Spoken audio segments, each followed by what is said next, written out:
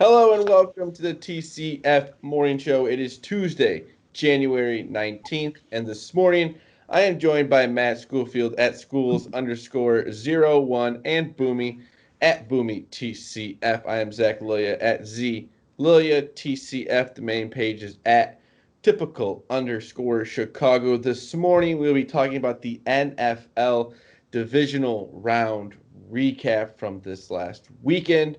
It was awesome 4 games that were going on between Saturday and Sunday. The Blackhawks start the season 0-3, and we'll talk to Matty Pucks about it. And it's not going to look good for the rest of the season. The Bulls get a win last night against the Rockets, so that is nice. They're looking good. They're fun to watch. Boomy said he was very interested in the game. I'm interested in the game. Maddie's interested in the game. So that's all that matters. They improved to 6-8, and like Boomy was telling us before the show, they're looking close to that 8th spot. Half Uh, game out. hey, we got if you're me, we got nothing really to look forward to sports wise, so might as well look for the 8th spot in the East. We got Boomy's Wacky Web Story, and then we will end the show with a little thank you to Jon Lester, who signed with the Washington Nationals um, last night. But if you want to find us on Facebook or Instagram, go over to Typical Chicago Fans. You will find us on there. Go over to YouTube, type in Typical Chicago Fans, subscribe to the YouTube page. Morning shows, podcasts, interviews, all on the YouTube page. And then wherever you get your podcast, your podcast from, type in Typical Chicago Fans. You will find us on there. If it's Apple, please subscribe, rate, and review. Leave that 5-star rating. We would love that. 26shirts.com. Chicago, I got my 26 shirt on tonight. Boomy's always got his in the background. If you want shirts just like this, go over to 26shirts.com. Chicago. And use the promo code Typical Chicago Fans at checkout for 15% off of your purchase. Again, that is Typical Chicago Fans at checkout for 15% off of your purchase at 26shirts.com. Chicago boys, how are we doing? We had a fun weekend for one of the people on this show. Their teams won. We'll not really get into that.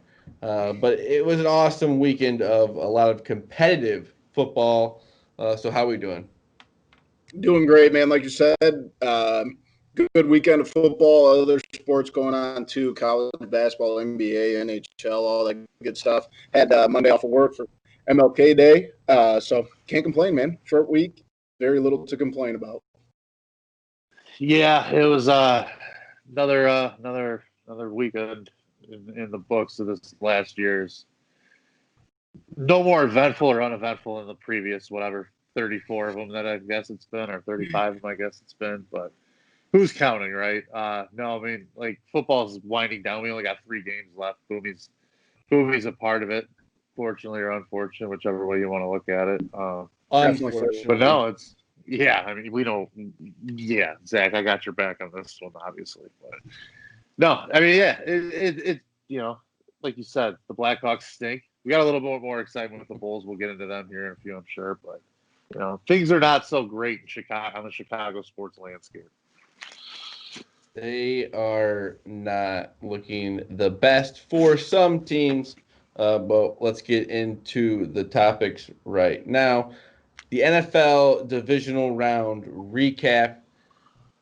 Boomy, do you got the games for us? Because I I did pretty well on something this weekend, Boomy. I Yeah, I got did them right here. pretty well on. I got a lot of the first touchdowns scored in the game. So I had Devontae Adams, I had Stephon Diggs, and I had Mike Evans. A little side note to that, it's one of those like free boost from DraftKings. So 2 of them were actually picked for me. So I won't take full credit for that. But it was a good weekend for that. But Boomy, you got some scores for us? Sure do. Green Bay is going back to the NFC Championship game. They actually, I didn't mean that game. I meant the other well, anyway, game. covered anyway. Aaron Rodgers, 23 for 36 for 296. Can I say something real quick? It pains me to see how much fun he's having out there.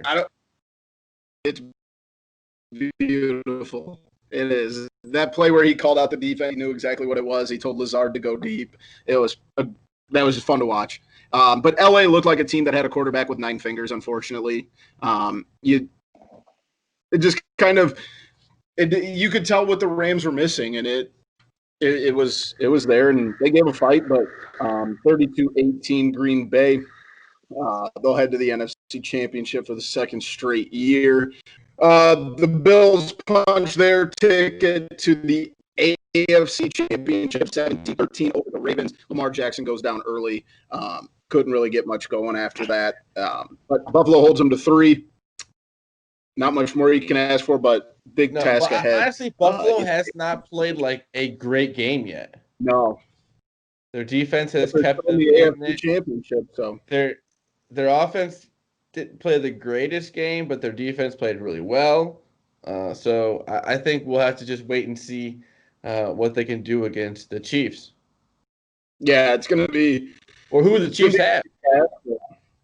Yeah, exactly. Mahomes is not sitting out. Come on. Let's not kid ourselves here. We're not even going to talk like he's sitting out, are we? We're not going to pretend. No chance. Okay. I just wanted to make sure we're on the same page there. But I'm sorry, Boomy. What was your question? Any thoughts on the Bills? I mean, I know they're like Zach said. I think, like Zach said, they haven't played the complete game yet. I think they have no ceiling this year, though. I mean, I think they can win it. They're just as capable as anybody, and they've got an offense that can keep up with Kansas City when Kansas City's humming. You know, when they're zipping up and down the field, the Bills can do it too. And they've got a good defense. Dable's a great offensive coordinator. Obviously, you've seen what he's getting some looks around the league, and Josh Allen's just, you can't say enough about his ability, and the connection he's got with Diggs is right up there with anybody in the league. Can I stop this real quick? What do all 4 of these teams have in common right now? They all have really good quarterbacks. It's crazy to think that you would build a team that would win the NFC or AFC only one of 2 things our organization's failed on, Zach. Yeah. Only one. The quarterback. It's insane. If people can, and I'm going to actually. I know this may sound crazy, but 4 guys who could possibly be Hall of Famers. I'm going to actually. And I know all most like Aaron Rodgers will be, and Patrick Mahomes most likely will be, and stuff like that. But you know what I mean, and Tom Brady. But it'd be crazy. I want to give the Packers organization a little bit of credit in that regard, where they, back to Favre in those days, they went every year. I shouldn't say every year, but they invested in the quarterback position, even when they had Favre. They were bringing in good quality backup quarterbacks for Matt Hasselbeck. Doug Peterson was a solid backup in the NFL. Hasselbeck turned into a productive pro, obviously, for a long time. Mark Brunell was a backup for a long time. They were bringing in quality backups, and then they brought in the gold mine and when they brought in Rodgers, so they made the easy transition. And even after that, they kept investing in the quarterback position. They would get Matt Flynn out there, who, they would get some capital back on and some trade value from. And whether they dealt him or not, when a team invests in that position so heavily, they're going to get some production out of it.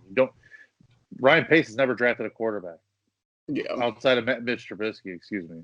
And that's not investing into your position, in my opinion. So when you do things like that, it's not rocket science. I mean, it's you invest in the most important position, you're going to get a benefit. And they've justifiably gotten criticism over, the draft, when we talked about them taking Jordan Love, but I think they're trying to find optics.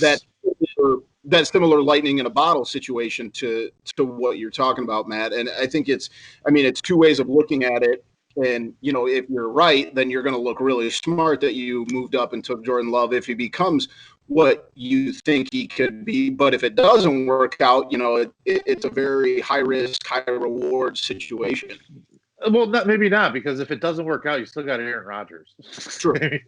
True. So, and like so you really, said, capital too. With right, it's a calculated gamble, because if he does hit and he does show some skills in a spot where he can be showcased in either the preseason and mop up duty, and if Rodgers gets hurt or banged up in any capacity, where Love can come in and show that he's got some skills, and all of a sudden 2 first-rounders are getting dangled for him or something. You know what I mean? Because people start doing crazy shit. Yeah, absolutely. Moving into Sunday, who we talked about, the Bills will face off against Kansas City Chiefs, hold off the Browns. As you said, Patrick Mahomes was injured in the game. I believe had a concussion.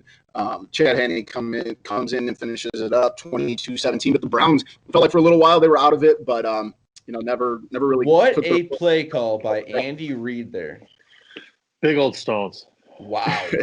I mean, that's a tough call to make with the backup quarterback in, and they go out there and win the game on that play. If you're Stefanski, you learned your lesson as a rookie coach that I got to do that. I got to go for that when he had the chance, on the previous possession. Absolutely. So I think it's a great matchup. You got the 1 and 2 seed in the AFC. I think Buffalo's got a shot, but it'll be interesting to see if Kansas City can continue the streak they've been on the last couple of years. And like you said, the Browns aren't going anywhere. No. Boomy was high on them earlier in the year. They didn't even have Odell Beckham. Week 4 or 5. I remember when we were doing some predictions on who was going to win divisions, I believe Boomy said that he had the Browns winning the division. I think maybe it was week 5 or 6 when we met. Yeah. They did end up winning the division. But it speaks to seeing some growth, and this team has really just gotten better and better and better throughout the season. When you got a young team like that, that's all you really want to see. And they've got everybody coming back next year, so there's no reason to think they can't be right here again.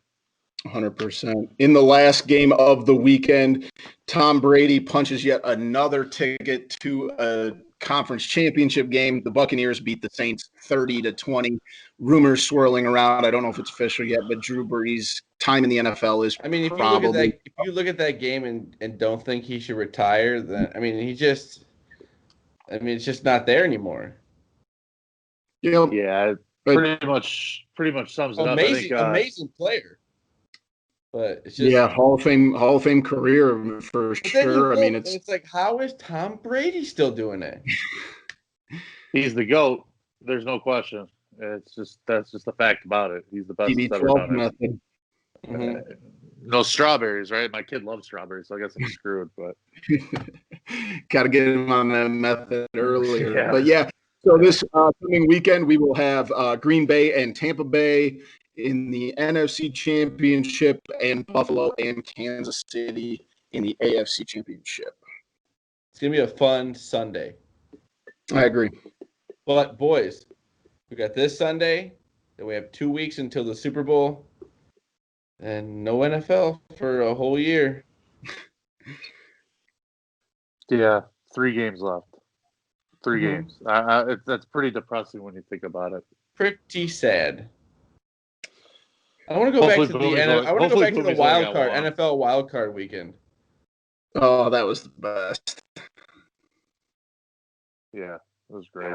Better times.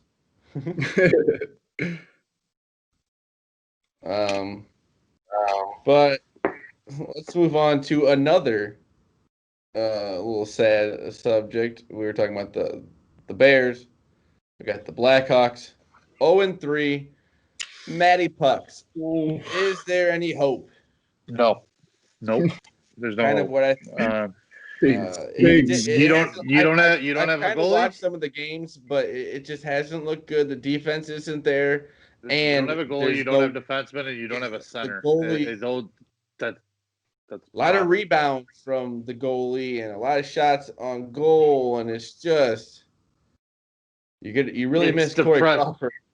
It's very depressing in the fact that it's Patrick Kane still has productive hockey in him, and he's just pissing it away, and it's an all-time great. That's you're just pissing away, and it sucks. And he's a generational talent. He's a generational player. He's a generational leader of this team, in my opinion. Even though he doesn't have the captain that Taves has, and Taves is too. He's a guy that they've pissed away 2 or 3 solid years from him, and whatever he has left in the tank too. Different games. So I think Kane's got a little more longevity. He doesn't take any hits. He doesn't play a physical game where Taves does a little bit. But man, you don't have any centers. You're seeing the problems. You don't have any defensemen. You give up goals. You don't have a goalie. You're not stopping anything, and you're just going to get ransacked by good teams like they have. And don't get it wrong. Florida's got a lot of talent, and I know a lot of people don't know a lot of the names there, but it's a loaded team, and Joel Quenneville's their coach. So they've got tons of talent. They got centermen. They got good forwards. They got guys that can score. Aaron Ekblad's a great defenseman, great young defenseman. He's going to be around the league for a long, long time. And so it's not like they're losing to slouches so far, but they don't look competitive against really good teams, and that's kind of just tells you what you need. I've yet to make it to a second intermission. Correct me if I'm wrong, but have they given up 5 goals in each of the 3 I games? believe so, yes.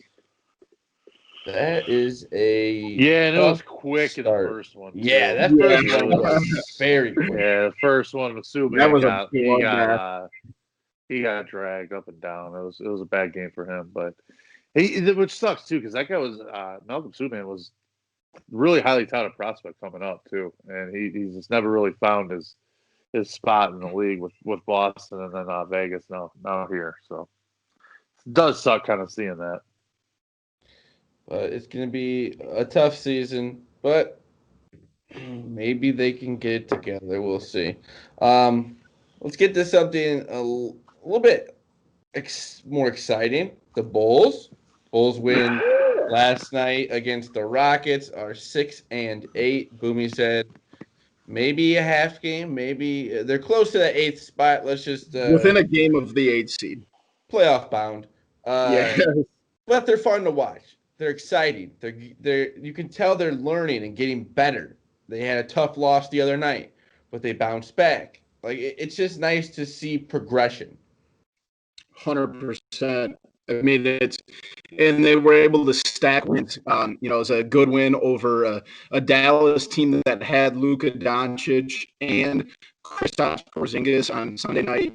And then you turn around and have to fly from Dallas into Chicago to face a Houston team that obviously John Wall isn't there, but Victor Oladipo is damn good.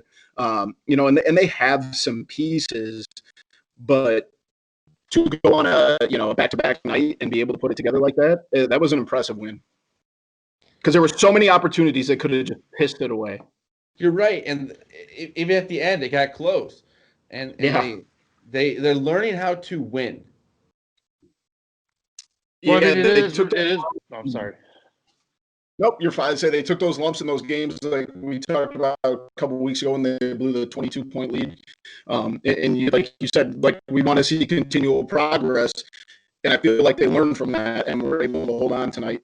Good to see.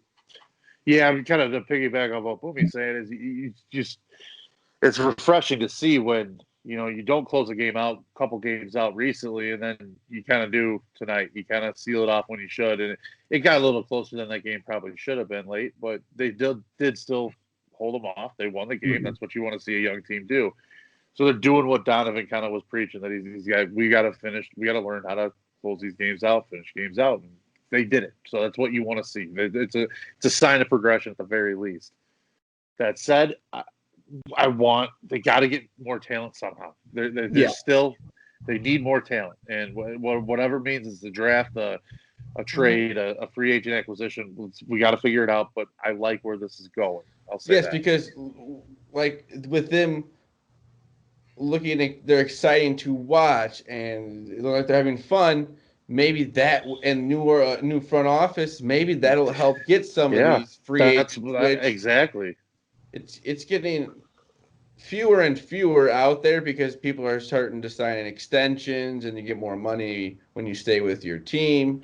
But at least it's starting to look a little bit better for free agents. Chicago cannot be, in and of itself, cannot be that bad of a destination Yeah. at this point. It Very really true. can't be, because the problems that have been public and well known by NBA players and agents alike was the Paxson and Gar Forman regime, and they didn't like either the volatility that they had with Thibodeau or the just the sheer lack of direction where they were in the rest of the time. And frankly, that's gone. And I think Karnisovas has a lot of respect and carries a lot of weight around the league. And Billy Donovan, I think, absolutely does as well. And when you got guys like that are at the forefront of bringing in your talent, then you got to have some optimism there. So we'll keep watching. They're exciting. There's something that can give us excitement right now in our sports life. It's kind of tough right now. Watch the Bulls. But Boomy, you got a wacky web story for us? I sure do, and it's an update of the story that I featured in episode 93 the other day. So if you haven't listened to the podcast, go listen to it. And it was about a racing pigeon that had made it to Australia, they believed, and there was a possibility they were going to put it down because of biohazard, biosecurity risks. And come to find out, all is well. Joe the pigeon will not be put down because, thank goodness. He received a reprieve after they found out that the leg band on the pigeon was actually fake. He was actually not from the United States and is not a biohazard, a biosecurity risk to the country of Australia. So Joe the pigeon will not be put down by the country of Australia. So shout out to Joe the pigeon, who gets to live another day in sunny, beautiful Australia. Now he just has to avoid all the crocodiles and reptiles and all the other crazy stuff that lives in Australia. God. That makes me feel good, though, that that's I've been worried about. I've been worried sick about that, but He's actually losing sleep. I can sleep tonight, finally. But that's awesome. It is good to hear. It's positive news to get the week going. Also, we found out that this segment is Boomy's dad's favorite part of the show. We love it. We love it. So, shout out to Boomy's dad. Got to keep it in. It's a daily staple. Come on, it's not exactly. Let's not kid ourselves. Except for Boomy. Christmas Big 2019. Big Boomy. Yeah. Is that Boomy's blackout? What? Now, that was Zach's fault for not telling me to get a story. When? When I forget the one day in the last year and a half that I didn't have a wacky web story. The Boomy blackout episode. Yep, 2019, December 24th, Christmas Eve. Boomy forgot. We'll go down in the laurels of typical Chicago fans history. Of a day to forget. Never a to be story, forgotten. though. Yeah. On Christmas Eve, of all days. How the kids sleep that night. I lose sleep thinking about it. Maybe. I bet your dad was pissed. He was probably not happy. But we're going to end the show here with Jon Lester signs with the Washington Nationals. So did Kyle Schwarber, Yu Darvish, Padres, Victor Caratini, Padres. Who am I missing? Chatwood just signed with the Blue Jays. Did you say that one? I said Schwarber, yeah, Chatwood. I don't know what's going on. I know what's going on, but did you guys think we'd be here so quickly? Not this damn fast. Yeah, I did not think last year when the last out for the Chicago Cubs was had, I did not think that they would be getting rid of Yu Darvish, getting rid of Caratini, getting rid of now. I thought Lester would be back. I didn't think we would get rid of Schwarber for. See, and I always thought that like Lester and Schwarber. I always thought Lester and Schwarber were a possibility because of their contracts being up and things like that. But like Darvish, absolutely not. You're right, but with all of it happening at once, it's just a mix of emotions. So you're right.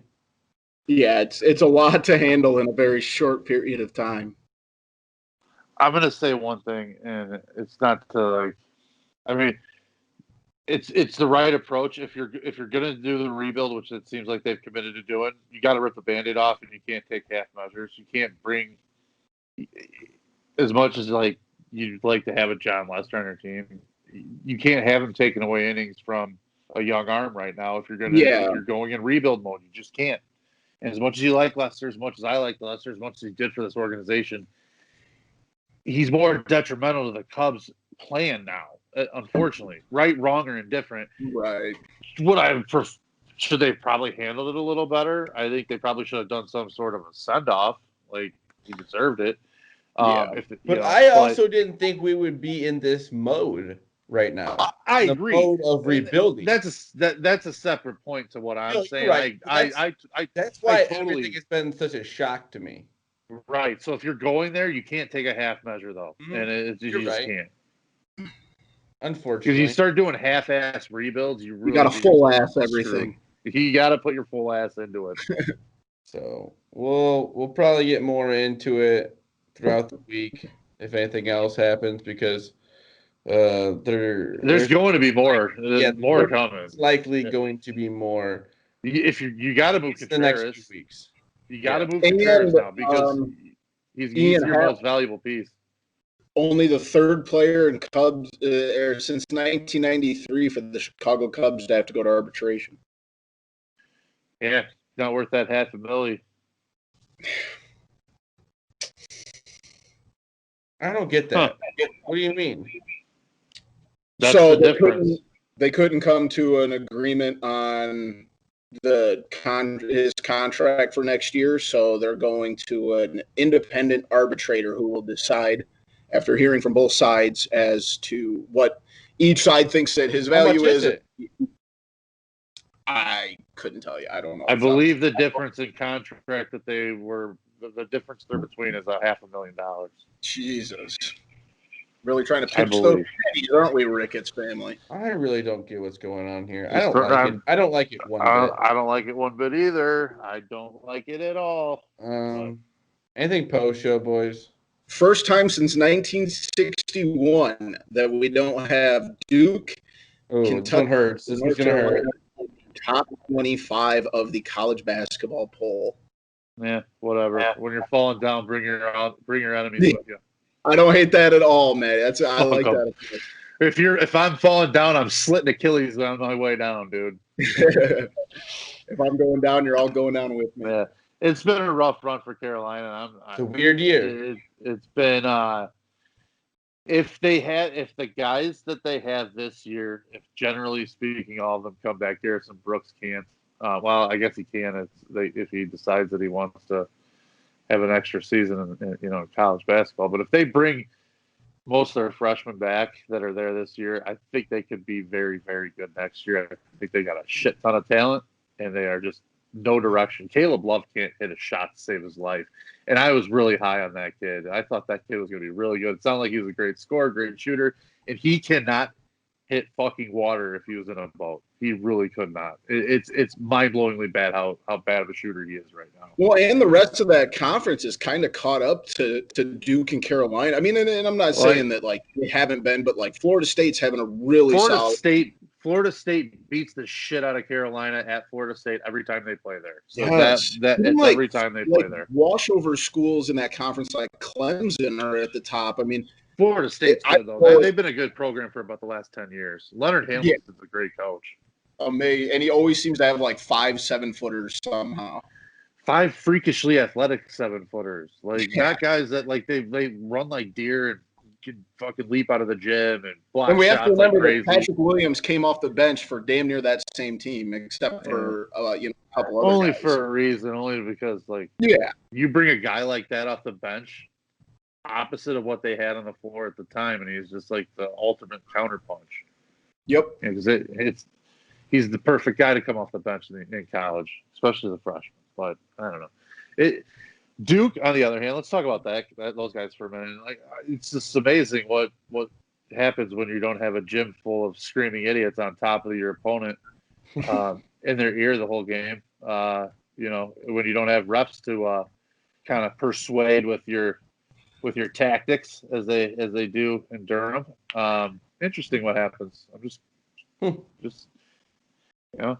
But hey, he goes from wanting the entire country in the tournaments all of a sudden. Should we really be playing? Should we be playing games? They might be. I was actually there's been two Power 5 women's teams that have called it quits on the season, Vanderbilt and Virginia. I wonder how long it'll be until we see them. Don't forget last year before they canceled the NCAA tournament, who was the first program to say, nope, we're not playing in it? Duke. He's going to do it again. Yeah. I can tell you that. He's going to do it again. I thought he was going to do it back in mid-December when they canceled all their non-conference. I don't like John Calipari. But I respect John Calipari. He doesn't shy away from like. He's a dirtbag and he knows it. I don't know that he's a dirtbag because I really don't like. What's he really been? He hasn't been caught, like with a lot of terrible things. Like it's not been things that a lot of other coaches have walked free, like scot free. Yeah, that's all. Well, right. You know what I mean? Like there's. Yeah, for one. Anyway, though, Calipari is who, like, he openly is who he is. Yep. But he'll tell you he's going after one and done. That's just what he's going to do. He's going to take advantage of the system, and that's what it is. Krzyzewski, on the other hand, just no, that's not what we're doing. We're building young minds and we're molding men. And blah blah blah blah blah. All this bullshit, and it's just so tiring with that guy. Well, that was a little college basketball update to end the show there. But thank you to I really thank can't. you to Matt Schoolfield at schools_01 and Boomy at Boomy TCF. I'm Zach Lilia at ZLilia TCF, the main page at typical_Chicago. Instagram, Facebook, type in Typical Chicago Fans. You will find us on there. Go to the YouTube page, Typical Chicago Fans. Subscribe, please. Wherever you get your podcast from, type in Typical Chicago Fans, and you will find us on there. If it's Apple, please subscribe, rate, and review. Go to Typical Chicago Fan. Go to 26shirts.com Chicago and use the promo code Typical Chicago Fans at checkout for 15% off of your purchase. Again, that is Typical Chicago Fans at checkout for 15% off of your purchase at 26shirts.com Chicago. Anything else, boys? Let's have a beautiful Tuesday. Do it. This has been the TCF Morning Show, Tuesday, January 19th. We love you all. Peace.